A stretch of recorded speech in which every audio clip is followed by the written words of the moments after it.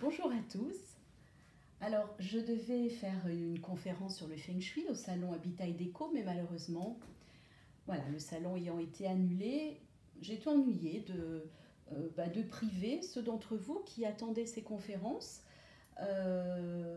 Et du coup, je me suis dit, le diaporama que j'avais prévu, je le réadapte et puis, grâce à Sophie, on va vous faire une petite vidéo de présentation de l'apport du Feng Shui en préalable à la rénovation et à la construction.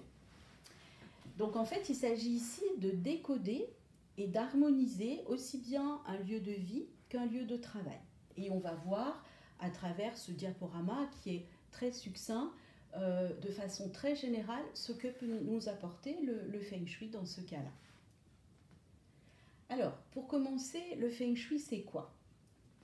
Alors, le Feng Shui, littéralement, c'est un art, mais un art au sens de l'ensemble de connaissances et de règles d'action dans un domaine particulier, comme on dit dans la phrase « exercer son art ». Moi, je dirais même que c'est une science au sens où il faut un savoir-faire que l'on obtient grâce à des connaissances précises et grâce à l'expérience.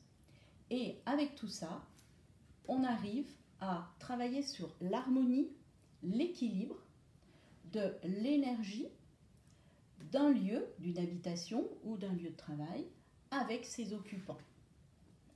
C'est-à-dire que, en définitive, le Feng Shui, c'est harmoniser l'énergie environnementale, que ce soit chez soi ou au travail, de façon à favoriser à la fois la santé, le bien-être et la prospérité de ses occupants.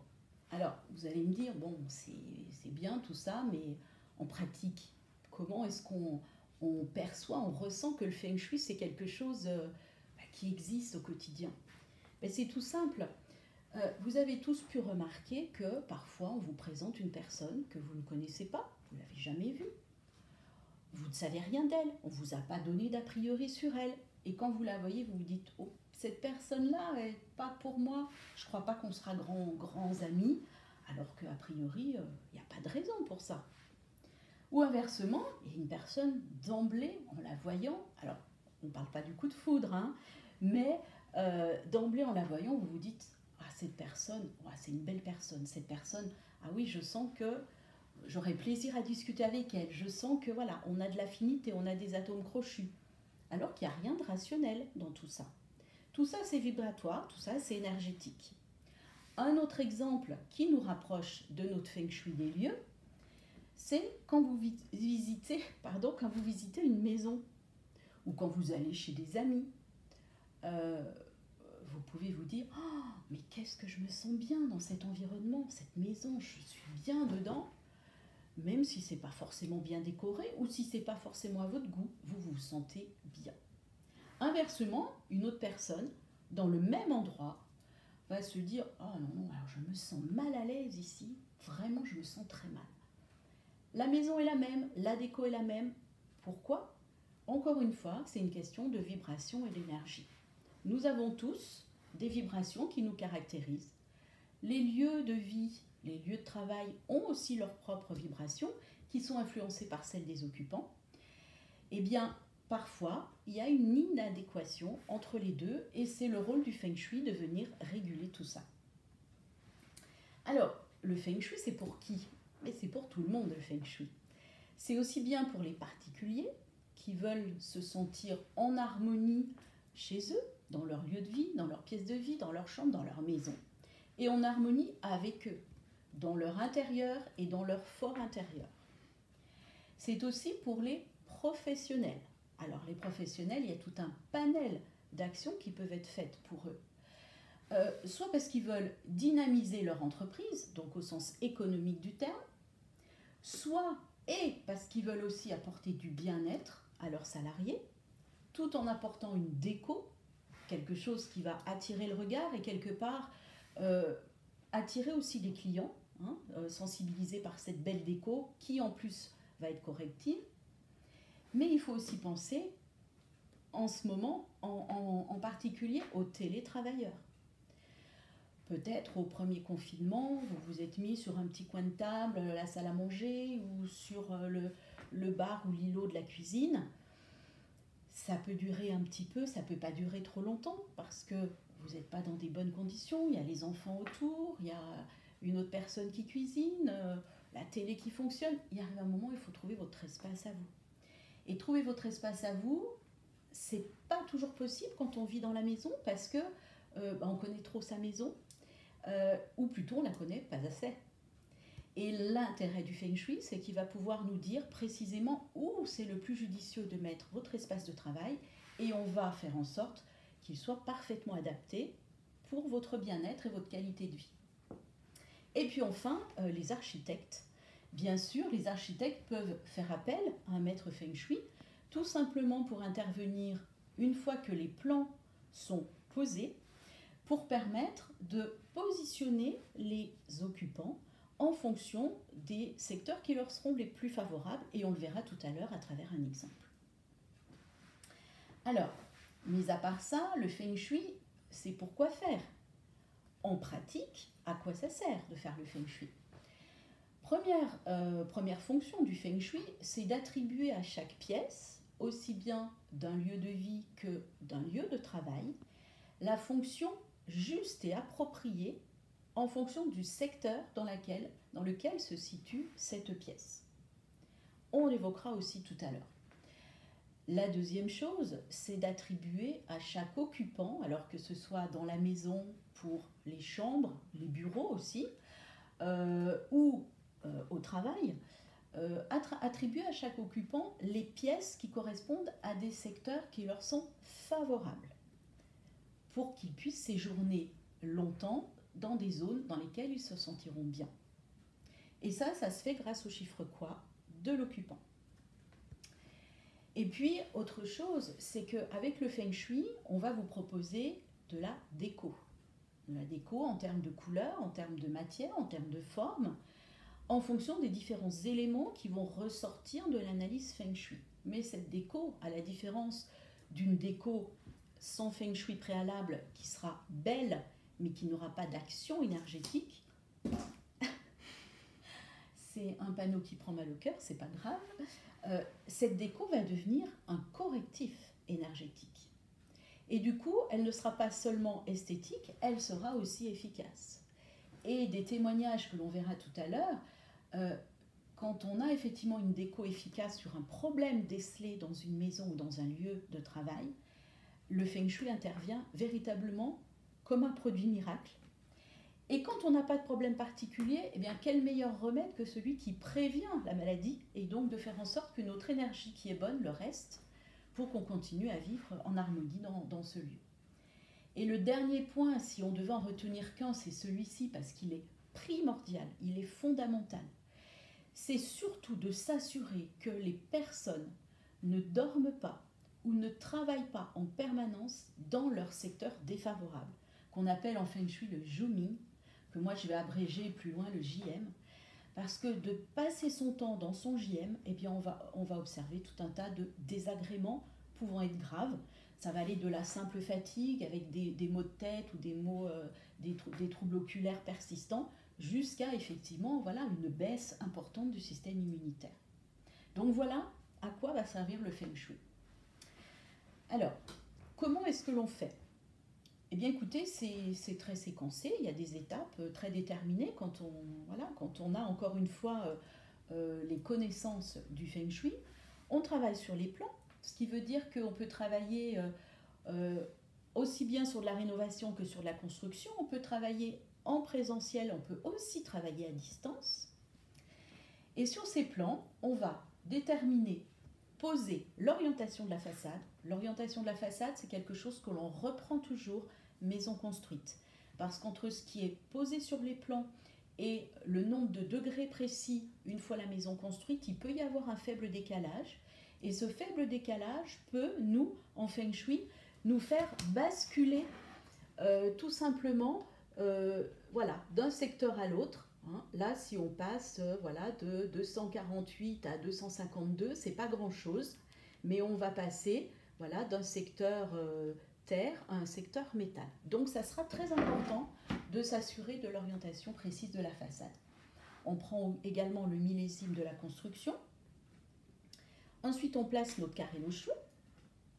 Puis, on identifie, s'ils existent, et on décode les problèmes que l'on détecte sur le plan, secteur par secteur, étage par étage.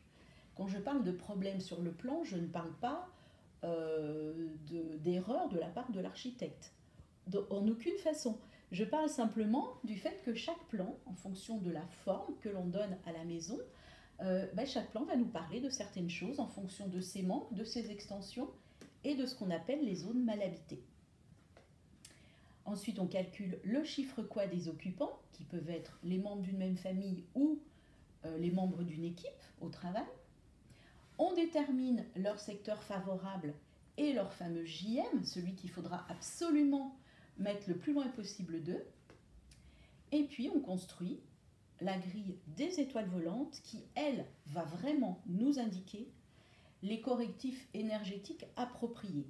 Parce que lorsqu'on va interpréter les combinaisons de ces étoiles, on verra s'il y a des combinaisons fastes que l'on va chercher à dynamiser parce qu'elles sont très bonnes pour l'environnement et pour les occupants, ou s'il y en a des néfastes, et ça, on n'a pas de souci avec ça parce qu'on sait très bien jouer avec les éléments à travers les formes et les couleurs pour les annihiler, les inhiber et faire en sorte de retourner l'énergie vers une énergie favorable. Ensuite, on va prescrire les correctifs déco adaptés de façon à rétablir l'équilibre si besoin est, et c'est ce que j'appelle moi les décorrectifs, les correctifs déco. Donc avec ces 9 étapes, on a vraiment fait le travail Feng Shui à proprement parler que pourra faire tout maître Feng Shui qui a suivi une formation approfondie. Après intervient la partie déco. Donc en tant que décoratrice d'intérieur, je vais pouvoir proposer à mes clients qui ont un peu de mal à se projeter dans une ambiance des projections 3D de ces décos. C'est optionnel, tout le monde n'a pas forcément besoin ni envie d'avoir ces projections 3D. Autre option possible, si vous n'avez pas le temps, vous occupez de faire la recherche des décos appropriés, c'est de vous proposer la shopping list, la liste d'achat qui correspond aux décorations proposées en projection 3D. Tout ça est rassemblé dans un rapport qui illustre vraiment le décodage des messages de votre habitation de A à Z. Je vous explique tout. C'est important que le client comprenne les messages de sa maison. Donc ceci, étage par étage, pièce par pièce, occupant par occupant, ce qui fait qu'en fait, moi je remets à mes clients un rapport qui, au minimum, pour un appartement d'un étage avec un seul occupant, représente une 40aine de pages. Et si on a plusieurs étages, plusieurs occupants, on peut aller sans aucun problème jusqu'à 200 pages. Mais je vous rassure, ces 200 pages qui sont très agréables à lire, bien sûr elles sont commentées en direct, et aussi ça permet ensuite au client de s'y référer. Chaque fois qu'il veut faire de la déco, il a ses planches déco, il a ses projections et ses shopping lists, et il peut avancer tout seul. Alors, la question du jour, en définitive, Feng Shui or not Feng Shui? Alors, vous faites comme vous voulez, mais moi, ce que je peux vous dire, et ce qu'on constate quand on visite des maisons, y compris uniquement en tant que décorateur d'intérieur, c'est que ne pas décoder les messages de sa maison ou de son espace de travail avant de le rénover ou avant de le construire, donc sur une page complètement blanche, ça peut être, selon les messages que va nous délivrer la maison, parce que parfois les messages ne sont que bons, mais c'est rare, ça peut être comme mettre un pansement sur une plaie infectée. Ça peut aller un temps, et puis arrive un moment, ça ne va plus aller. Et c'est clairement masquer les problèmes que nous donne le plan avec une belle apparence, une belle déco. Ah oui, c'est beau, oui, c'est beau, mais le problème, il est toujours là. Donc parfois, quand on rénove, on met des belles décos, on est content. Oui, pendant un certain temps, on peut sentir un mieux-être. C'est normal. On a changé d'univers, on se dit « Ah, je suis bien ». Mais avec le temps, le mieux-être ne reste pas parce que le problème intrinsèque qui est par exemple la présence de manque, on le verra dans un exemple tout à l'heure, il reste là, il est présent, et à la moindre occasion, il réapparaît, il vous rappelle que vous n'avez pas fait le décodage Feng Shui. Donc la plupart du temps, quand les secteurs sont mal affectés, une simple déco qui n'a pas de bénéfice énergétique ne va pas apporter de bienfaits, en tout cas pas sur la durée. Et mon Dieu que c'est dommage. C'est dommage de s'impliquer dans un projet de rénovation si ce n'est pas pour avoir non seulement une meilleure apparence, mais aussi un meilleur fond, hein, un meilleur fort intérieur. Alors l'autre possibilité, c'est de décoder les messages de son espace de vie ou de travail avant de le rénover ou avant de le construire, en tout cas, avant d'affecter les pièces aux différents occupants. Eh bien, si on fait ça, on va pouvoir penser ou repenser les espaces et attribuer la juste affectation des pièces. C'est aussi identifier et débloquer, le cas échéant, tout ce qui, dans le plan, nous montre qu'on a un blocage, soit dans notre vie personnelle, soit dans notre vie professionnelle. Et puis, ça va être déterminer les couleurs qui vont corriger les énergies défavorables. Je vous ai parlé tout à l'heure des étoiles. Donc ça peut être soit des énergies basses, des énergies stagnantes, ou bien au contraire des énergies trop actives. Et en définitive, quand on décide de faire le décodage et qu'on aboutit à des décorrectifs, eh bien on aboutit à une métamorphose énergétique de l'environnement et donc bien évidemment de ses occupants, puisque nous vibrons en permanence avec l'environnement dans lequel nous évoluons. Donc en fait, décoder par le Feng Shui, c'est tout simplement donner un sens à sa rénovation, un sens à sa construction, et je dirais encore plus vrai, un sens à sa décoration, parce qu'au-delà d'être belle, vous savez de quoi elle vous parle, et vous savez ce qu'elle va vous apporter de plus. Et quel bonheur! Alors, je vous ai dit dans les grandes lignes ce qu'est le Feng Shui, ce qu'on peut en attendre. On va l'illustrer à travers quelques exemples. L'exemple de la rénovation d'un appartement chez un particulier. Ensuite, nous verrons l'exemple chez un professionnel, d'un bâtiment professionnel. Et enfin, nous verrons l'exemple d'un plan pour une construction neuve et l'affectation des différentes pièces aux occupants. Donc dans ce premier cas, on nous a demandé, donc j'ai été contactée par une personne qui voulait rénover chez elle. Et elle me dit, voilà, j'ai une amie qui m'a parlé de vous, elle me connaît, elle sait que voilà, j'ai beaucoup de mal à dormir, je suis fatiguée, j'ai souvent des migraines, et elle sait que voilà, j'ai quand même des difficultés relationnelles, aussi bien au niveau privé qu'au niveau pro, et que tout ce que j'ai mis en place jusqu'à présent, le yoga, la relaxation, je ne suis pas arrivée à casser ce cycle-là. Est-ce que le Feng Shui peut faire quelque chose pour moi? Alors, ma réponse, elle est claire dans ces cas-là. Est-ce que le Feng Shui peut faire quelque chose pour vous?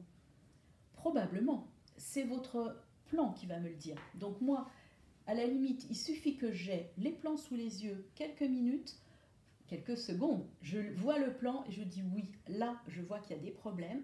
Donc oui, je vous garantis que si on fait une analyse poussée, on pourra apporter des correctifs qui vont changer beaucoup de choses. Donc, on est parti là-dessus. Et voilà le plan de cet appartement. Donc volontairement, je vous ai mis les zones telles qu'elles étaient occupées par la propriétaire. Donc ici, ça fait partie de la zone commune de cet immeuble. Donc là, c'est l'escalier commun. Ça n'appartient pas, on le voit, à son appartement. Donc déjà, moi quand je vois ça, je vois très bien que là, j'ai une zone qui n'est pas occupée, alors qu'on va le voir, elle va faire partie de son carré Lochou. Alors, qu'est-ce que j'observe aussi? Bon, on voit qu'ici, on a sa chambre, on en reparlera tout à l'heure. Déjà, moi, ce qui me choque et ce qui fait qu'elle ne se sent pas bien, c'est qu'elle a la tête qui dort en direction de la salle de bain. C'est très mauvais. Là, on a un dressing.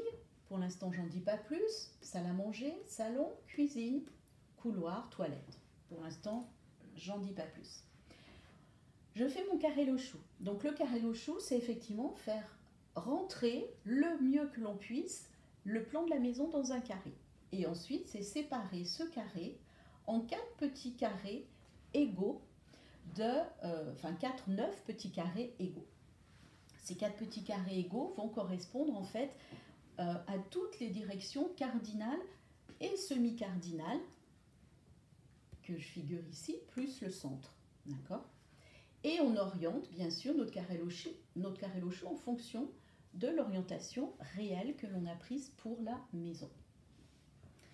Donc déjà, moi quand j'observe ce carré Lochou, je vous le disais tout à l'heure, je vois que dans la zone de l'Est, ici, j'ai un énorme manque. C'est-à-dire ce petit carré, il est presque inoccupé, il n'appartient presque pas à l'appartement. Donc on va avoir un manque sur cette zone-là.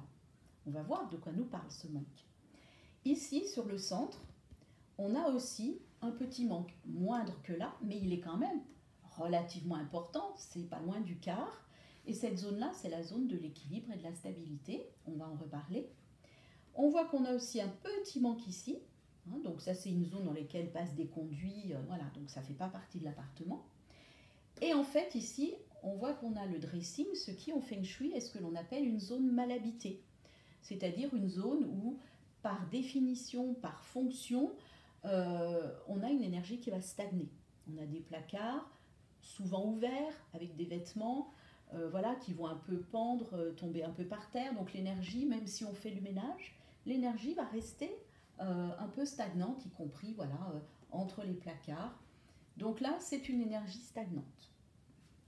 En Feng Shui, tout ce qui est salle d'eau, salle de bain et toilette, c'est aussi ce que l'on appelle des zones mal habitées. C'est les endroits où on évacue ce qui n'est pas bon, ce qu'on ne veut pas garder, on évacue la saleté. Donc par définition, ce n'est pas de bonnes énergies, donc on verra qu'on peut faire quelque chose de très simple pour redynamiser ces énergies-là. Donc voilà déjà ce que l'on peut voir sur ce carré Lochou. Et puis quand on analyse un peu plus à fond, simplement de façon très pragmatique, j'insiste bien, et même sans connaître l'histoire des gens, et je dirais surtout sans la connaître, on voit que dans cette zone, qui est la zone de la famille et de la santé, on n'a pratiquement rien. On peut supposer que cette personne a soit un gros manque au niveau famille, donc ça veut dire pas de famille proche, ou pas de relation avec sa famille, soit des problèmes avec sa santé, l'un ou l'autre. On voit dans la zone du sud-ouest, qui est la zone des relations personnelles, relations professionnelles, on voit qu'il y a une zone mal habitée. Donc ça veut dire, voilà, il y a du bazar potentiellement. Donc ça veut dire qu'il y a visiblement des choses pas très claires au niveau des relations dans le ressenti de cette personne. Quand on met les deux en lien, ben on se dit, on peut supposer que cette personne a des relations qui sont pour elle confuses avec sa famille, voire pas de relation du tout. Ça, aujourd'hui, on ne le sait pas. On détecte aussi que c'est une personne qui visiblement est en recherche de stabilité, mais qui a un peu du mal à être stable, parce qu'on a un manque ici.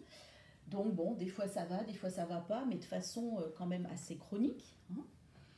Et puis ici, dans cette zone, avec le manque que l'on a, on peut supposer que c'est soit une difficulté à être en introspection, donc à se poser des questions sur elle, soit, ou bien aussi, à avoir confiance en elle, tout simplement. Voilà.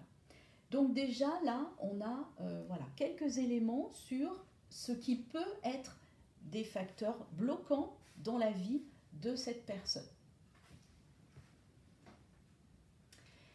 Pour compléter notre analyse, et parce que la personne se plaignait de grosses fatigues, de migraines, il faut quand même qu'on s'assure, et de toute façon on le fait systématiquement, des zones qui seront des bonnes zones pour elle, les zones confortables, les zones favorables, et aussi et surtout que l'on voit où se trouve son zooming pour absolument l'enlever de ce zooming si elle y est.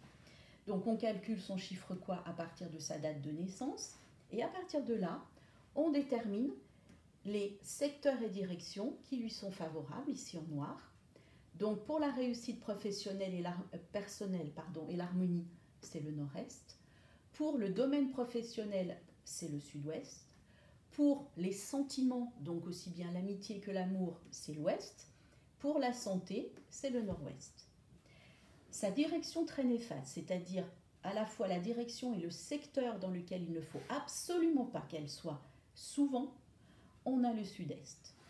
Alors, on se repositionne sur notre carré Lochou, on remet nos différents secteurs et on étudie un petit peu à quoi ils correspondent chez cette personne. Donc au nord-est, on a la cuisine.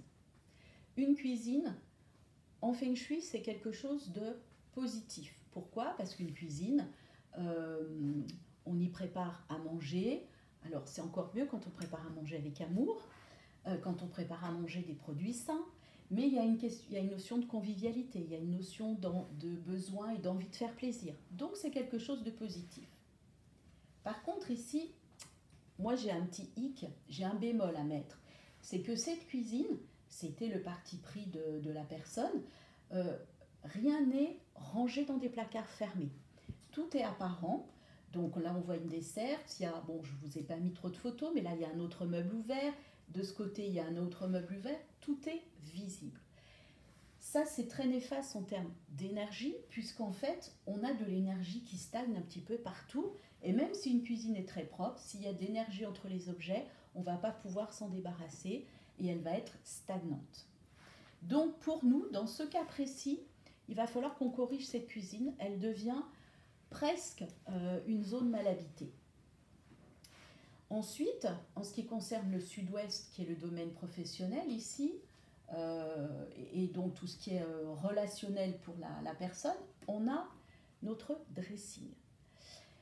Et on a dit que le dressing, c'est une zone mal habitée. Ce qui suppose que pour cette personne, mais uniquement pour elle, le dressing non seulement nous parle par sa position sud-ouest de problèmes relationnels, mais en plus, parce que ça correspond à ce domaine pro, nous parle à plus forte raison de difficultés relationnelles dans le domaine professionnel. Il va falloir qu'on corrige ça. On va voir comment.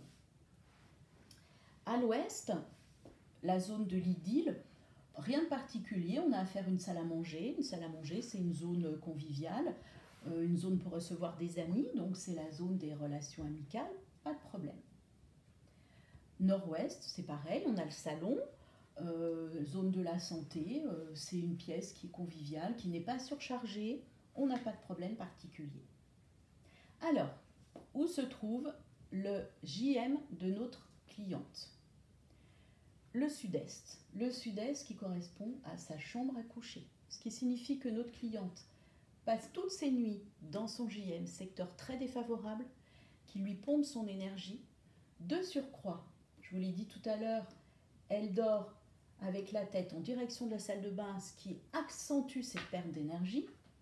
Et en plus, on le verra sur des photos, il y a ici une petite fenêtre, voilà, une petite fenêtre entre la salle de bain et la chambre, qui fait qu'elle a en plus l'énergie défavorable de la salle de bain qui vient dans sa chambre.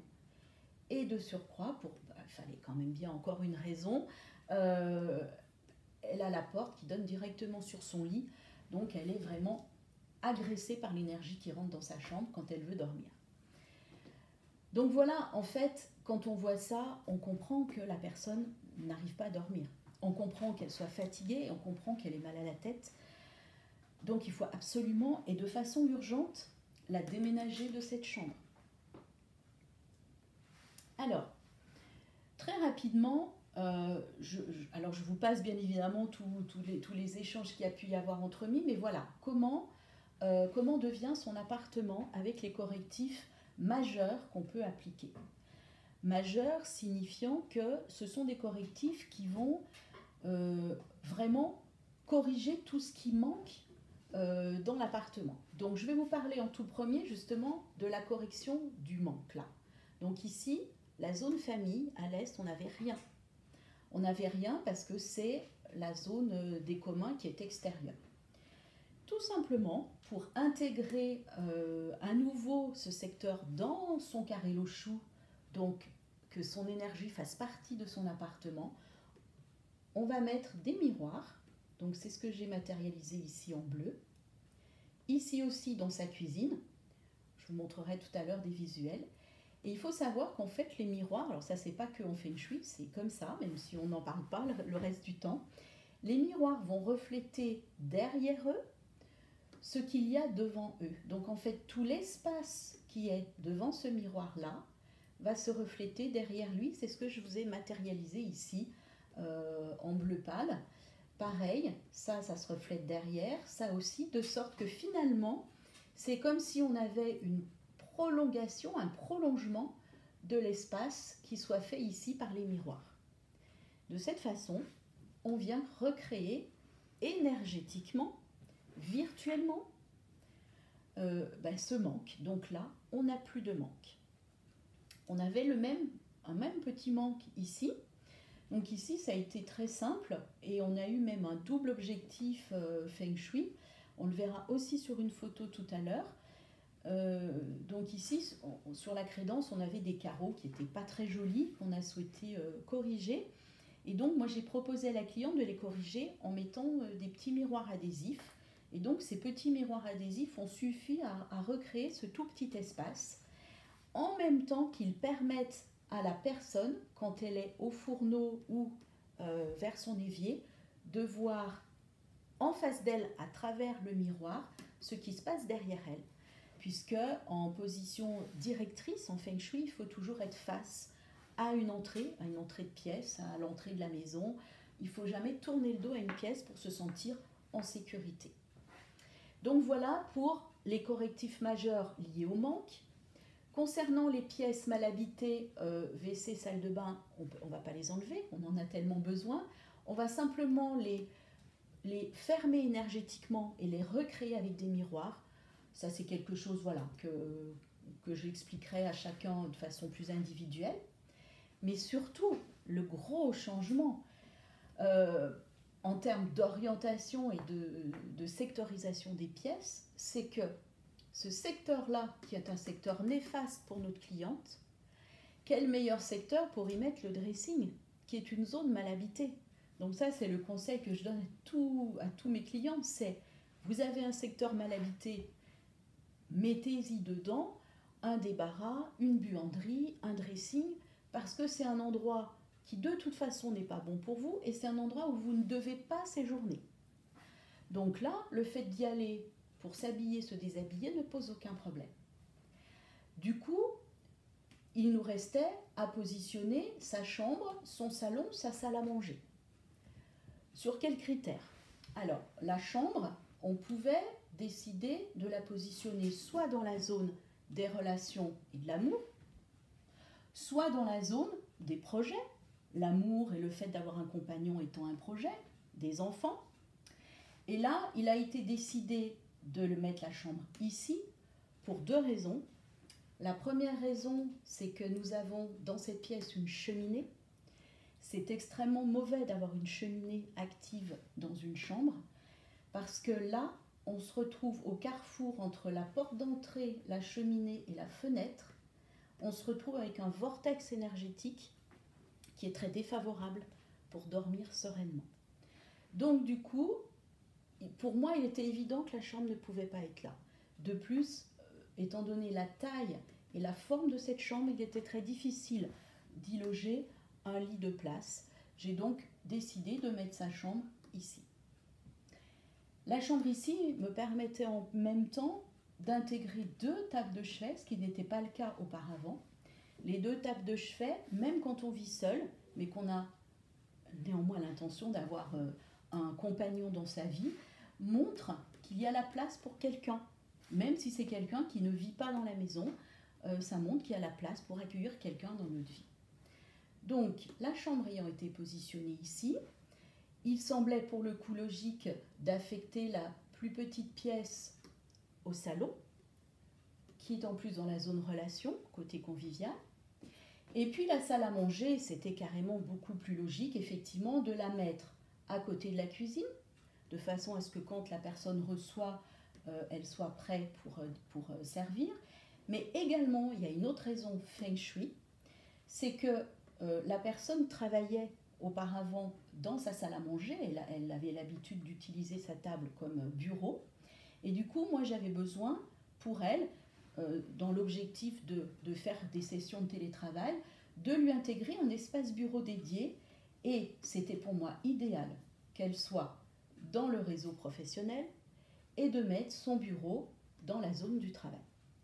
Donc voilà comment ce qui était avant un espace totalement inapproprié en termes de feng shui est devenu un espace qui est totalement équilibré et harmonisé.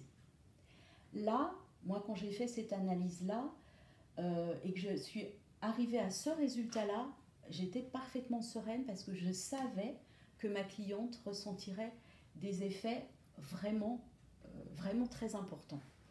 Et alors j'en veux pour preuve, et je la remercie, quand elle va voir cette vidéo, je la remercie encore une fois vraiment pour son témoignage. Alors on ne va pas le lire en détail, la seule chose c'est que voilà, elle dit qu'elle est quelqu'un de très pragmatique, qu'elle voulait des preuves sur le feng shui, elle n'était pas du tout sûre que ça marcherait. Elle m'a vraiment appelée, on dirait en désespoir de cause. Eh bien, elle écrit elle-même que 24 heures après qu'elle ait fait les correctifs majeurs, c'est-à-dire changé en particulier sa chambre de place et mis les miroirs pour recréer la zone de la famille qui était manquante, eh bien, non seulement elle s'est retrouvée dans une grande forme physique, parce qu'elle a enfin dormi, psychique, parce que quand on dort bien, on est mieux, forcément, mais en plus, un membre de sa famille qu'elle n'avait pas revu depuis très longtemps a refait surface le lendemain. Et elle dit que ça n'était que le début de l'alignement. Voilà, je vous laisserai, si vous le souhaitez, prendre connaissance du reste de son témoignage. D'un particulier pour son habitation. Alors, évidemment, la personne dont je vous ai parlé tout à l'heure, quand elle a vu les résultats au niveau de son appartement, m'a dit « c'est pas possible, il faut absolument que vous fassiez aussi le feng shui de mon espace professionnel ». Donc, j'ai travaillé sur les plans de son étude notariale et elle m'a mentionné, dans la mesure où de toute façon, je sens que quand je vais à l'étude, même si je suis bien chez moi maintenant, quand je vais à l'étude, je sens qu'il y a un poids, ça me pèse, et ma collaboratrice n'est pas bien non plus. Donc j'aimerais quand même que vous me disiez si vous voyez des choses à corriger. Et elle m'a mentionné aussi une baisse d'activité importante dans son étude. Elle voulait savoir si le plan, tout simplement, me donnait des indications. Donc voilà le plan de son étude. Alors on a beaucoup de maisons qui ont des plans un petit peu irréguliers. Alors soit parce que c'est des souhaits d'architecte, soit, et c'était le cas ici, parce que en fait on n'avait pas trop le choix ici que de suivre des remparts. Donc en fait, voilà, la maison a été construite contre un rempart, donc ils ont suivi tout simplement le mouvement du rempart. Donc je vous ai simplement mentionné, puisque c'est tout ce qui nous intéresse dans cette étude, où était le bureau de la notaire quand j'ai fait l'étude, où était le bureau de sa collaboratrice et le bureau de la comptabilité. Et puis ensuite, on procède à l'étude Feng Shui, comme on l'a vu tout à l'heure, pour l'habitation personnelle. On fait notre carré au chou. Alors, je sais, les profs de maths vont dire « Madame, ce n'est pas un carré ». On s'entend bien, c'est un rectangle. Donc, un carré au chou peut être un rectangle. Il ne peut pas être une forme tout en bistangoin, c'est-à-dire que le carré au chou n'a pas vocation à suivre le plan. Et c'est bien pour ça qu'on peut lire les messages, justement.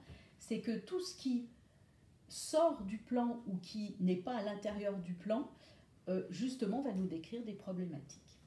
Donc mon carré au chou me donne ce rectangle, et déjà, vous pouvez observer tout de suite que là, j'ai un manque.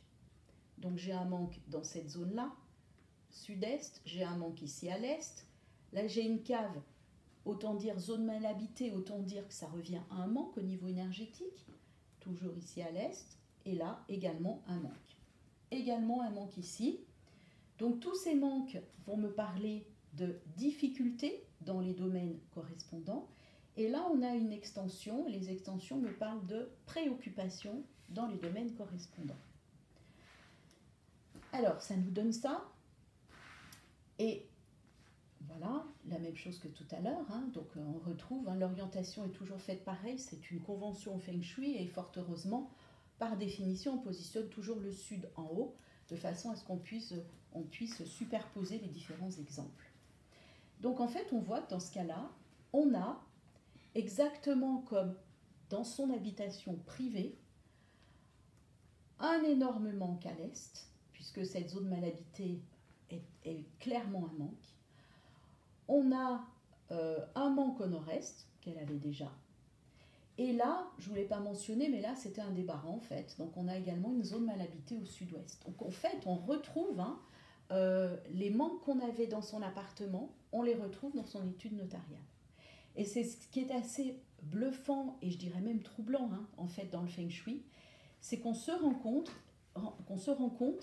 et ne pensez pas que quiconque y fasse exception, on est tous pareils, on se rend compte que l'on choisit une habitation ou un lieu de travail, quand on en est le propriétaire ou le locataire, on le choisit en fonction de ce que l'on vit ou de ce qu'on va être amené à vivre.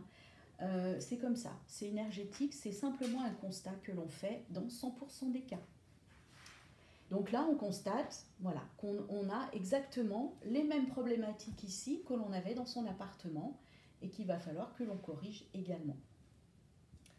Alors, on reprend bien évidemment le même chiffre quoi que tout à l'heure, la même analyse que tout à l'heure, puisque c'est la même personne. On observe quoi concernant son JM? C'est surtout moi ce qui m'intéresse ici, de m'assurer qu'elle ne travaille pas dans son JM. Et ben, en l'occurrence, c'est ce qui se passe. Elle travaille aussi dans son JM.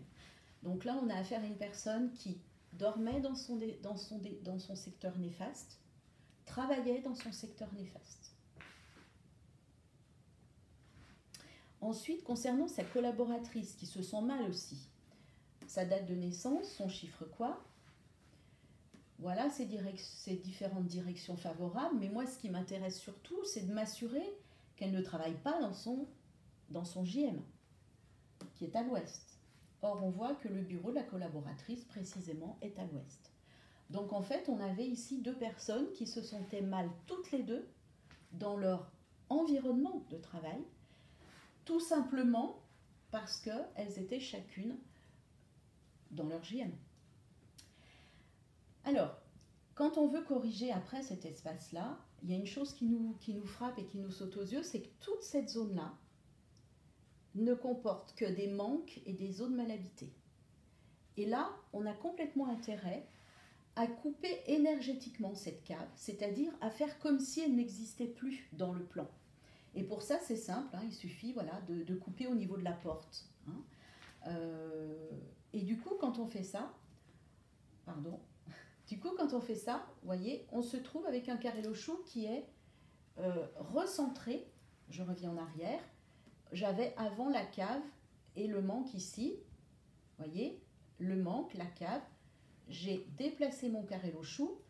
J'ai redimensionné, bien évidemment, tous mes secteurs pour qu'ils soient de même taille. Et du coup, je me suis débarrassée, grâce à la coupure énergétique, je me suis débarrassée déjà de ces gros problèmes que j'avais ici. Maintenant, il ne me reste plus qu'à recréer cet espace de cave-là qui continue de rentrer dans cet espace-là.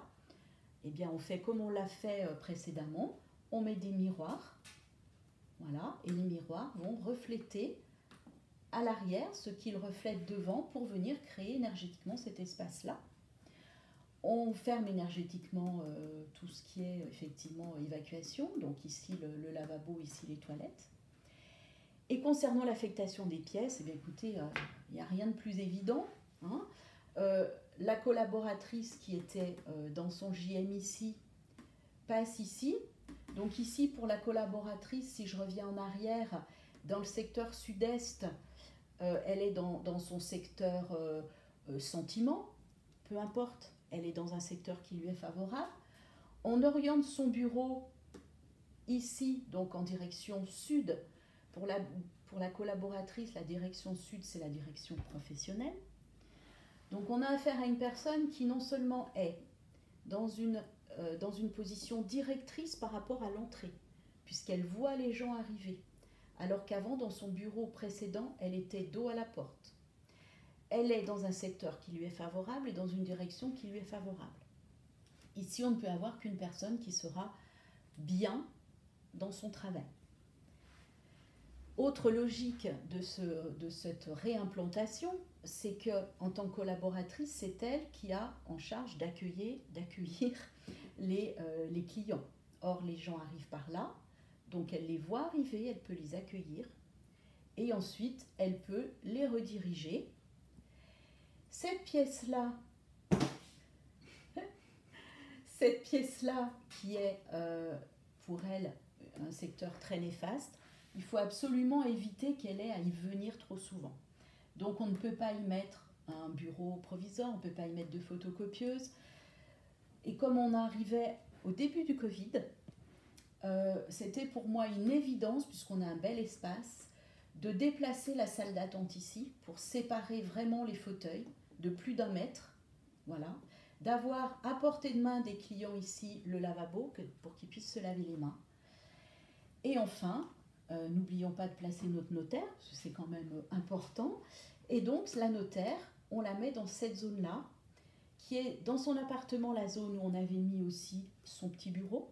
Hein. Donc, c'est la zone de son réseau pro, la zone des gens qui vous aident. Et on a orienté son bureau voilà, dans une orientation, une direction qui est la direction ouest. Alors, la direction ouest, pour elle, c'est la direction des sentiments, mais voilà, encore une fois, ce qui est important, c'est que ça soit en tout cas pas une direction qui lui est défavorable. Donc voilà comment finalement, en très peu de changements, on métamorphose complètement la vie professionnelle de 2 personnes. Alors, le troisième cas, c'est un cas avant construction. Donc là, typiquement, on n'a pas encore de maison, on a un plan. Et là, le but, en fait, c'est d'affecter les pièces de façon à ce qu'elles soient favorables en termes de secteur à chacun des occupants, donc notamment pour les chambres. La demande que l'on m'a faite aussi, c'est d'aménager un emplacement bureau en vue du télétravail. Et puis, de prévoir quelle serait l'orientation la plus appropriée pour la plaque de cuisson.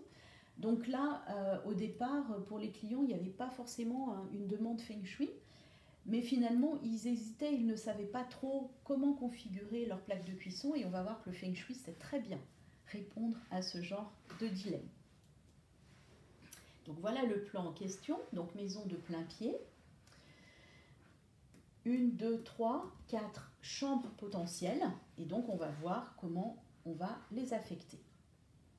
On fait le carré Lochou, qui encore une fois est un rectangle. On affecte nos différents secteurs, donc voilà, le sud étant comme d'habitude toujours positionné en haut. Toujours les mêmes secteurs. On prend date de naissance de chaque membre, on calcule le chiffre quoi, on détermine les directions favorables et défavorables pour le père, pour la mère, pour le fils aîné et pour la fille cadette. Donc bien évidemment, plus on a de personnes, d'habitants dans la maison, plus on a à faire cette analyse-là. Ensuite, on va principalement au début, pour faire, je dirais, un choix par défaut, par exclusion, on va principalement au début placer les secteurs défavorables de chacun. Le père, le Zhuming est au sud-est, pour la mère c'est au sud-ouest, pour la fille cadette c'est à l'ouest et pour le fils aîné c'est au nord.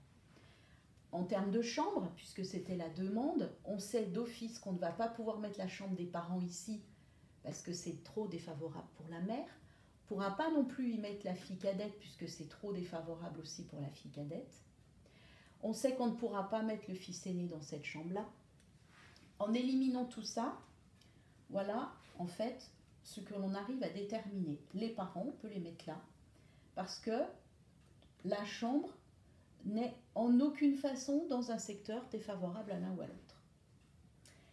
La fille cadette, on peut la mettre dans cette chambre-là, puisque en aucune façon ce secteur n'est défavorable pour cette fille. L'aîné, on va le mettre là, puisque ça n'est pas défavorable pour lui. Et du coup, cette pièce-là, qui est défavorable pour la mère sur sa partie supérieure uniquement, on va l'utiliser à la fois en bureau pour le père et en dressing pour les deux. Donc en fait, on va voir pour le fils aîné le lit, qu'on ne positionne pas n'importe comment. Alors j'en profite pour lever une idée reçue qui consiste à dire mettez la tête du lit au nord. La réponse est non. Pour certains, pour ceux qui ont un chiffre quad 2 en l'occurrence, le nord correspond au Zhongming. Donc si vous faites mettre la tête au nord pour quelqu'un pour qui c'est le JM, il va se sentir très mal. Donc ici pour le fils aîné, on lui fait mettre la tête ici. Pourquoi? Parce que si on lui fait mettre ici, on a la salle de bain, on y oublie, c'est néfaste. Si on lui fait mettre ici, bon, il va être caché derrière la porte, et c'est d'ailleurs aussi un secteur néfaste pour lui. Donc on va le mettre ici. Par contre, comme il se trouve entre la fenêtre et la porte, que ça génère un flux d'énergie quand même trop important, pour adoucir ça, on va mettre un beau tapis, ça va ralentir le chi et ça va donc diminuer l'impact de l'énergie circulante. Concernant la fille cadette, donc elle, on va l'orienter direction est, qui est donc une direction favorable, harmonie. Concernant les parents, alors pour les parents, on a ici un secteur qui est un secteur très favorable pour le père, mais qui est un secteur qui n'est pas très favorable pour la mère. Donc en compensation de ça, on va orienter la tête du lit à l'est, qui est une direction favorable pour la mère, favorable santé. Même chose que ici pour l'aîné. Ça nous conduit à mettre le lit entre la porte et la fenêtre, ce que normalement on ne fait pas en Feng Shui. Donc en compensation, on vient mettre un tapis pour apaiser, adoucir l'énergie. Enfin, le bureau pour le télétravail du père, on va le mettre dans la zone supérieure de cet espace, puisque cette zone-là correspond au JM de la mère, pas pour le père. Et on va orienter son bureau de cette façon-là, d'une part pour qu'il soit en position directrice face à l'entrée de la pièce, qui voit les gens arriver, qu'il ne tourne pas le dos à la porte, pour qu'il ait derrière lui ce qu'on appelle la tortue, donc des murs protecteurs, et qu'il ait donc à sa droite comme à sa gauche aussi des murs qui viennent lui apporter un équilibre yin et yang. Et donc il se retrouve face à la direction nord-est, qui est la direction harmonie. Mais également, la proposition que j'ai faite à ces clients, c'est de faire évoluer cette zone-là, de faire ouvrir ici la cloison pour mettre une porte coulissante, de transformer cette porte battante ici en une porte à galandage, de façon à ce que cet espace-là ait une double fonction. En premier lieu, dressing, pour marquer que le dressing ici est dans la partie basse qui ne correspond pas au JM de la mère. Donc elle peut y venir, même pour le dressing, ça ne sera pas son JM. Et du coup, le père se retrouve un peu en retrait, ce qui est très favorable pour être en télétravail. Un petit espace qui est pour lui délimité, à l'abri du bruit du reste de la maison, pour travailler vraiment dans des conditions qui seront idéales pour lui. Donc voilà, et puis dernière chose qui m'était demandée, comment orienter la plaque de cuisson? Donc la question qui se posait pour eux, c'est est-ce qu'on la met là, là, là? Donc en fait, c'est tout répondu en Feng Shui. La position directrice pour cuisiner, c'est face à l'espace de vie, c'est face à l'entrée, c'est face aux invités, c'est face aux occupants. Donc c'est dans cette direction-là, et en aucune façon là, là ou là. Et c'est d'autant plus vrai que c'est le père qui cuisine et que cette direction-là est sa direction favorable. Favorable, idylle, mais peu importe, c'est une direction favorable pour lui. Donc cette analyse-là permet aussi aux parents, aux clients, de voir avec le cuisiniste pour faire un îlot avec la plaque de cuisson intégrée. Donc voilà comment en fait une étude Feng Shui, même avant une construction, et j'ai presque envie de dire surtout avant une construction, permet la juste affectation des pièces, permet de savoir comment orienter les lits. Alors vous allez me dire, un lit on le change comme on veut, oui et non. Quand on décide de faire des rangements autour de la tête de lit, ça redevient de plus en plus dans l'air du temps avec le besoin de gain de place. Mais quand on a fait des rangements ici, qu'on veut changer de lit de place, c'est dommage. Voilà. Donc autant le faire tout de suite. Alors, après ces explications de texte sur des cas, on va revoir ensemble tout simplement des avant-après. Et j'ai choisi, pour bien vous illustrer le premier cas que l'on a vu ensemble, cette cliente dans son appartement, de vous montrer les photos avant et après. Donc, vous reconnaissez la photo de la cuisine que je vous avais mise en commentant le carré au chou. Donc, sur la base de cette cuisine, après l'étude des étoiles volantes, j'ai passé sous silence parce que c'est vraiment très long et très rébarbatif à expliquer de façon simple. Sur la base donc des étoiles volantes, en déterminant les correctifs souhaités, voilà ce que je lui avais proposé comme planche ambiance. Et voilà la photo qu'elle m'a prise voilà, quelques semaines après, des correctifs qu'elle a apportés. On voit ici les miroirs, donc là c'est le reflet de ça qui se porte ici. Donc on voit ici les petits miroirs qui servent à recréer derrière le petit manque qu'on avait sur cette zone-là. Ensuite, la chambre avant. On voit tout de suite sur la photo qu'on se sent agressé par l'énergie qui arrive ici, et agressé par l'énergie qui tombe d'ici. Et on est vraiment voilà, dans le vortex entre l'énergie de là et de la fenêtre qui est ici. Ici, on ne peut pas mettre, on n'a pas la place pour une table de chevet. Or, il y a besoin de matérialiser une table de chevet de chaque côté. Donc voilà la planche ambiance que je lui avais faite. Donc là, on voyait juste la vue depuis son lit avec une coiffeuse, un panoramique bois. Donc ici, en fait, les étoiles volantes nous demandaient des correctifs en feu. Donc correctifs en feu, moi je lui ai proposé donc de mettre des linges de lit rose poudré, donc un rose très très pâle.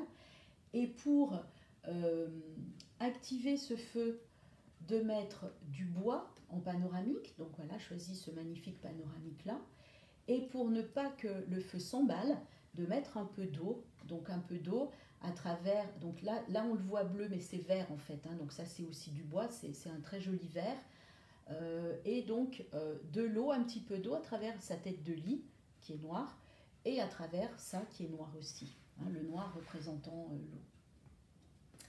Et puis son entrée, donc l'entrée pour laquelle on a apporté des correctifs pour recréer le manque à l'est.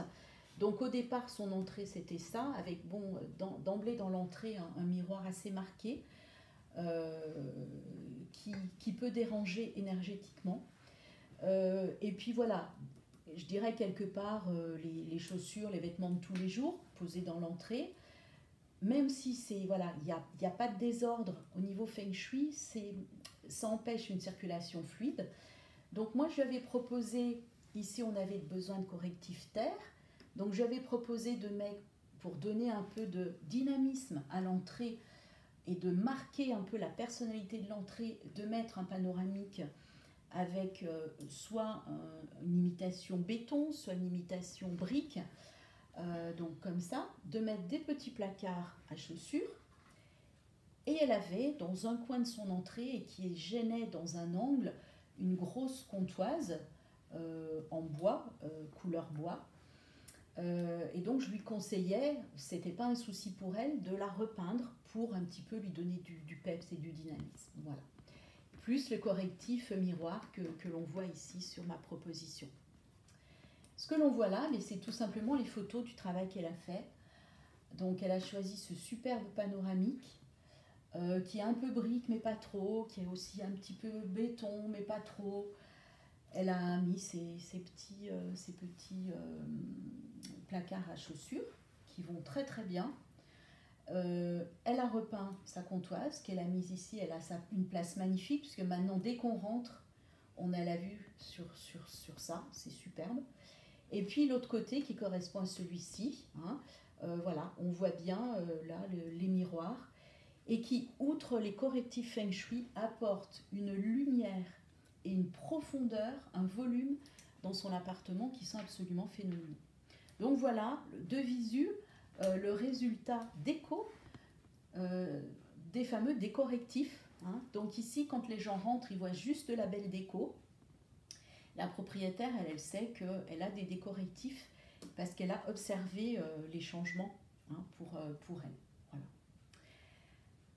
Pour terminer, je vais simplement vous présenter quelques projections 3D que j'ai eu l'occasion de faire pour certains clients, juste pour vous permettre de voir un petit peu ce que l'on peut vous apporter quand on propose la décoration, en plus du Feng Shui, quand on ne s'arrête pas à vous dire il faut du bois yin, il faut du métal yang, et puis débrouillez-vous avec. Donc déjà, en faisant de la 3D, on peut vous zoner véritablement en plan 3D les espaces. Ici, on a affaire vraiment à une pièce multifonction. Elle a cette vocation-là. Elle doit pouvoir servir de chambre d'amis si besoin. Elle doit pouvoir aussi servir un peu de dressing. Elle doit pouvoir servir de bibliothèque quand on veut se détendre. Voilà. Et elle doit pouvoir servir d'espace activité manuelle et couture. Donc voilà, ça a permis sur cette pièce de vraiment montrer un zoning précis, et même en ayant ici une pièce multifonction, on a quelque chose qui est cohérent parce que zoné et délimité. Ensuite, la 3D nous permet de montrer aux clients, avant même d'engager les travaux, ce que sera leur espace une fois appliqués les correctifs. Donc voilà ici l'exemple d'une chambre d'ado, d'un garçon, hein, avec donc son lit et puis son espace bureau. Voici ici une autre chambre d'ado, hein, avec même chose, hein, le lit, il y a un espace dressing ici, et puis le bureau. Voici ici un exemple de cuisine. Hein. Alors là, la cuisine est déjà aménagée, mais avec simplement un besoin de redécorer la crédence. Voilà. Donc là, les propositions concernent la crédence et la couleur. Voilà une pièce de vie, un exemple de pièce de vie qu'on m'a demandé de réaménager, de repenser, de réinventer en termes de décoration.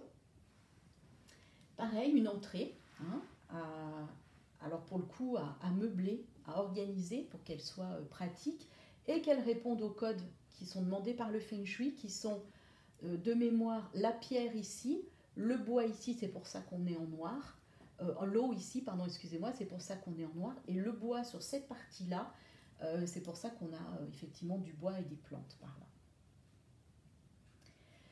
Une chambre d'ado, hein, pour laquelle voilà, j'ai proposé, c'est pareil, hein, de rechanger. Là, cet ado avait mis un coin lecture ici, alors qu'en fait, en analysant en Feng Shui, c'était son JM.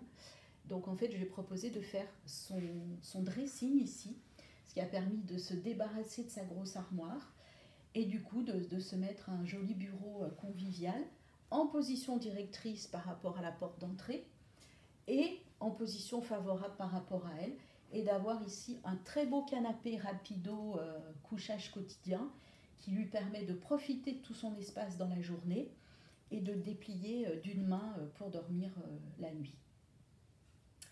Et puis alors je peux aussi proposer à mes clients, et ça ils apprécient beaucoup, des petites vidéos immersives. Donc ça leur permet voilà, d'être déjà chez eux avant même que les travaux aient commencé. Donc là on a l'exemple d'un studio que l'on m'a demandé d'aménager et de repenser pour le mettre à la location. Et ici l'exemple voilà, d'une pièce de vie, d'une immense pièce de vie, avec donc ici l'entrée, la cuisine et après une véranda pour une famille avec des jeunes enfants. Donc voilà, j'ai pensé aussi, parce qu'il faut bien penser à tout le monde hein, dans un projet comme ça, j'ai pensé aussi voilà, à la petite zone où les enfants peuvent jouer sans que la zone vienne entacher ce bel espace. Ils peuvent jouer aussi bien quand les parents sont en convivialité avec des amis que quand ils sont en train de cuisiner. Et puis voilà, enfin, un dernier espace que, de façon complémentaire à la vue 3D figée, on peut complètement visiter avec cette vidéo. Donc voilà ce que le Feng Shui nous permet, d'être mieux chez soi. Alors mieux parce que c'est plus joli, mais surtout, et c'est ça qui est fondamental, mieux parce que ça nous correspond mieux en fait, parce qu'on a su lire et écouter les messages de votre plan et vous apporter les correctifs qu'il nécessitait. Voilà, j'espère que cette vidéo vous aura apporté réponse à quelques questions sur le mystère du Feng Shui, parce qu'on entend un peu beaucoup tout et n'importe quoi. Surtout, si cette petite présentation vous amène des questions, moi je vous invite à me les poser, par exemple directement par mail ou sur mon site internet, à votre convenance, qui pour vous est le plus simple, ou en MP sur Messenger, vous me trouverez sur tous les réseaux sociaux. Et je serais ravie de vous répondre à titre personnel, mais aussi, pourquoi pas, de faire une autre vidéo pour que tout le monde puisse profiter de vos questions et de mes réponses. Voilà, bonne fin de journée, à bientôt.